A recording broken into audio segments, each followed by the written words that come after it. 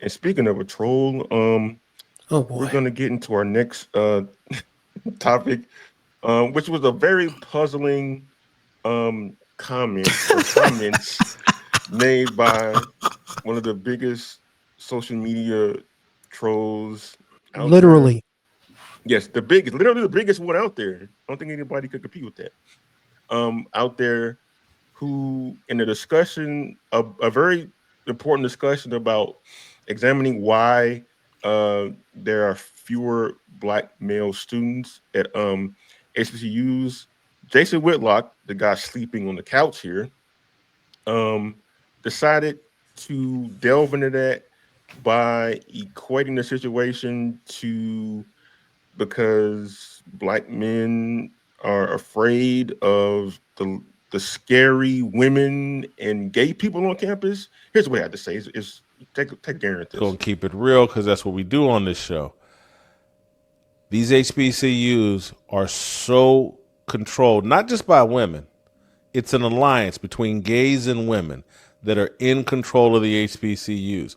So, as a heterosexual black man, do you want to go to a college campus that is controlled by the LGBTQ and black women? I would opt out. I would not. When I was a kid, even before A Different World, the spinoff from The Cosby Show. But when I was a kid, we used to fantasize and, hey, going to Grambling or going to some HBCU, what a great experience. And then when A Different World came out, people like, really? Like, hey, an HBCU is this and that. Now these HBCUs are so alphabet mafia plugged in. I wouldn't want to go, and Yeah, so Jason one like fantasized about going to a black college, ended up going to Ball So State. much so he went to Ball State. Exactly right. He went to Ball State. It's a very ridiculous argument, and we all know that he's just trying to be sensationalistic and inflame, and trying to kowtow to extreme far right wing base that his audience is made up of now.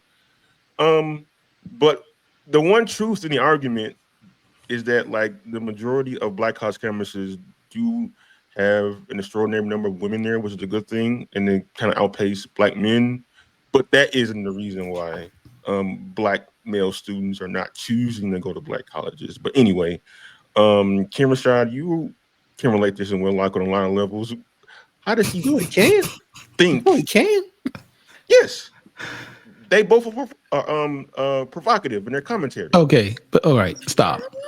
So, Because so what do you make of his line of thinking here? look, this is specifically the reason why. I remember having this conversation during the SWAC tournament. I was sitting next to Kenyatta Cavill, and we were just kind of talking, and we were just talking about a number of things. And this is one of the reasons Jason Whitlock is just an example of one of the reasons why I think some folks, why, well, no, you know what, screw it. I'm just going to say, this is the reason why I said a lot of you black folks who didn't attend HBCUs, but you've got business models that are about HBCUs. That's the reason why I say you have no business being in this space. Just like we have some simple-minded ass media folks in this space who didn't attend HBCUs, who have no business in this space. Because it shows, especially to us in the HBCU space, those who went to HBCUs, those who graduated from HBCUs, those who financially support HBCUs, believe it or not, just because you black, do know that those of us who attended these schools, it may appear nuanced on the greater scheme of things, but believe me when I tell you, your ignorance shows. When you speak about certain things, your ignorance shows. When it becomes clear that only a person who would have attended an HBCU would know about this or would know about this. I'm not saying you have to know it all. But in this particular instance with Jason Whitlock, you didn't attend an HBCU. This asking the question, are HBCUs gay? That has absolutely nothing to do with an HBCU. Nothing.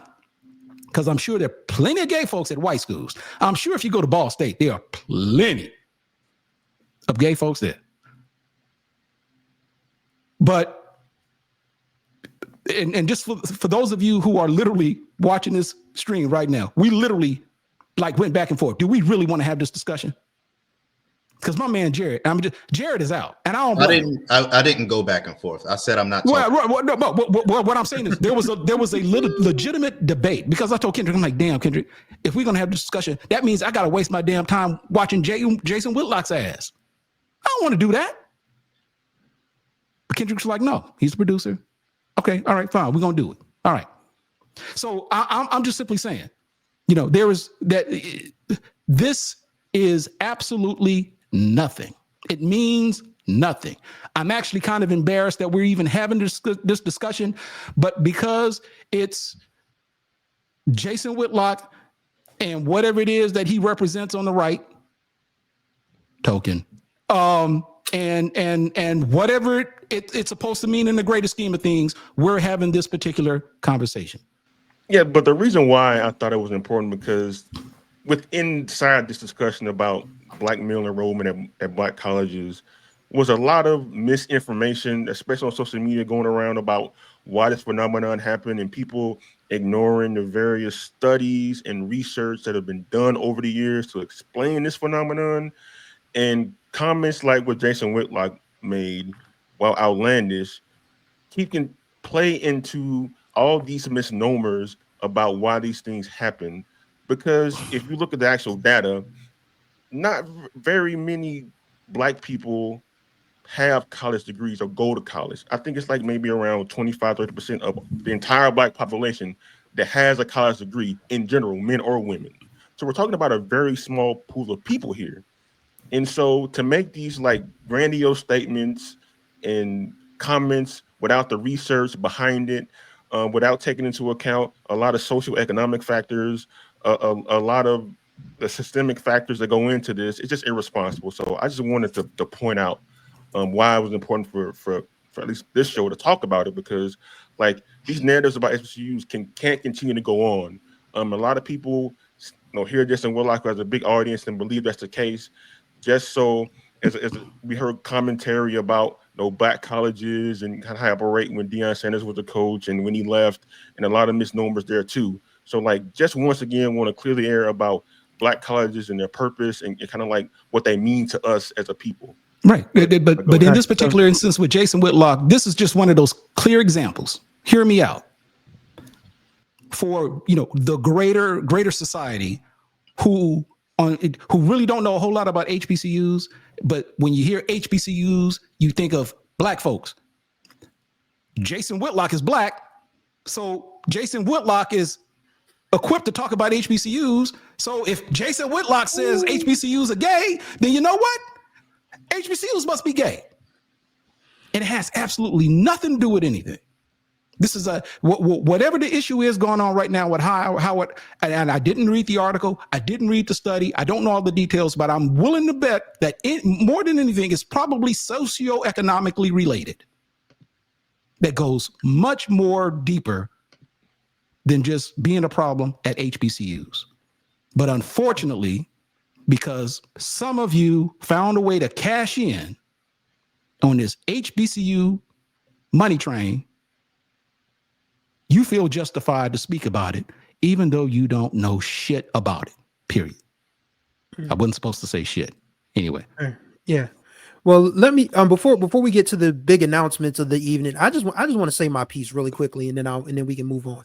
Kendrick had to go, by the way. We understand. Thank you, Kendrick. I appreciate you. We got it from here. But anyway. Yeah, Kendrick, thank you, bro. So here's the thing. Whitlock, that big greasy Abdullah the Butcher stunt double, only has a platform to spew hate. And we got to stop giving attention to hate.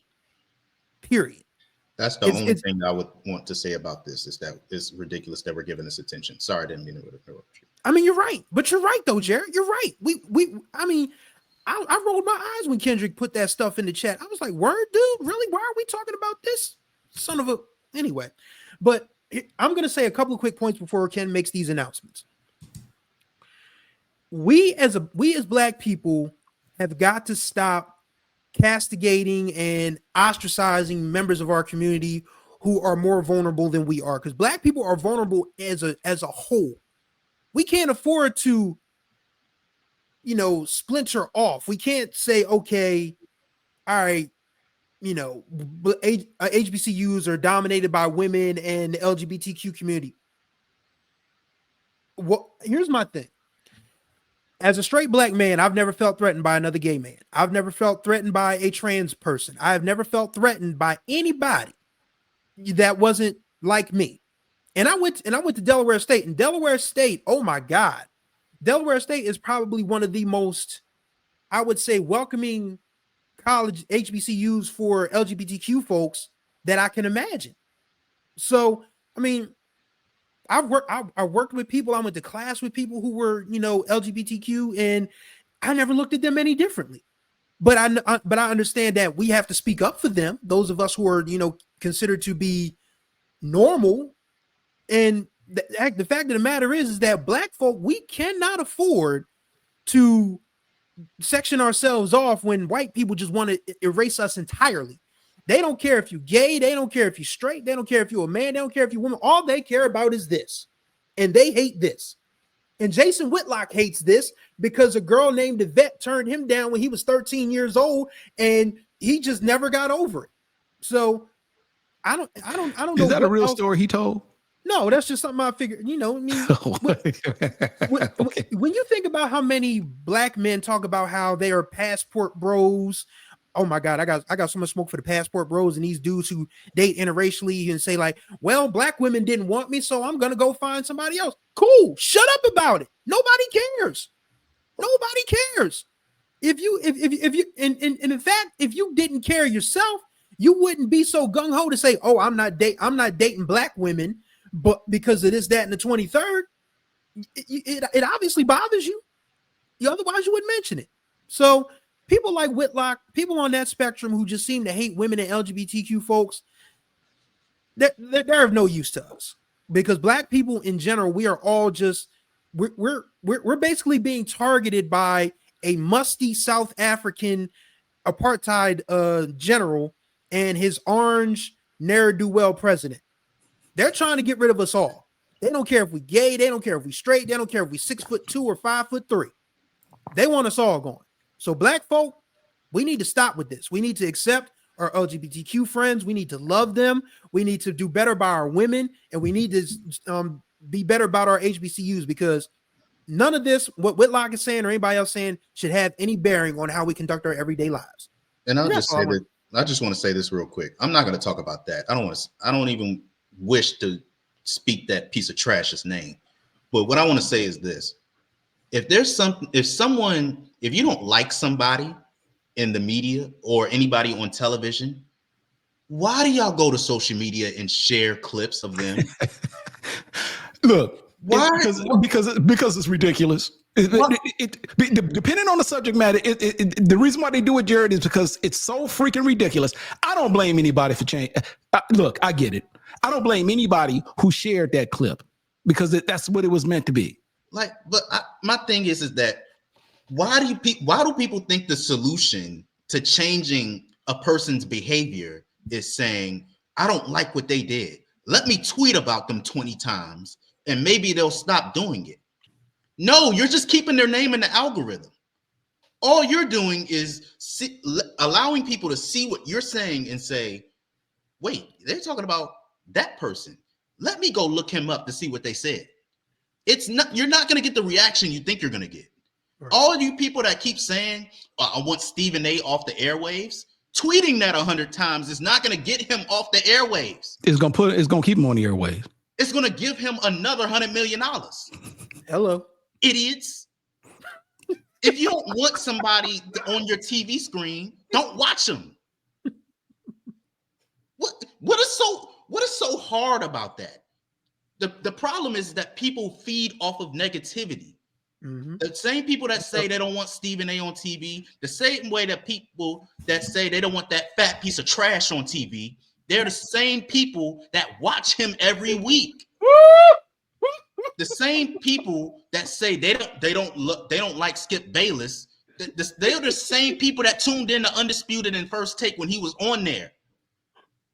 They are the same people. Stop lying to yourselves. Y'all love these men. Y'all love it. When they trash talk LeBron James, when they trash talk Tom Brady, when they talk about all these athletes and talk about things that have nothing to do with sports, you love it. Stop pretending like you don't, because you do. Talking about, oh, I don't know why First Take is still on the air, because you keep tweeting about it. Because you keep watching the clips on YouTube. I don't know how Undisputed lasted so long, because you kept sharing the clips. Idiots. What are you talking about? Stop sharing the clips. Stop watching it live. Ooh. And maybe they'll be off the air. Did it not occur to you that maybe if ESPN sees a drop in viewership, maybe they'll consider taking it off the air? What? Stop pretending like you want these people off the air. You love it. You feed off of it. Oh my God. It is so ridiculous that we said that man's name on this show. It is ridiculous. Oh boy. Somebody has to be the voice of reason. Somebody. Ken, you might need to find Kendrick. Man, look.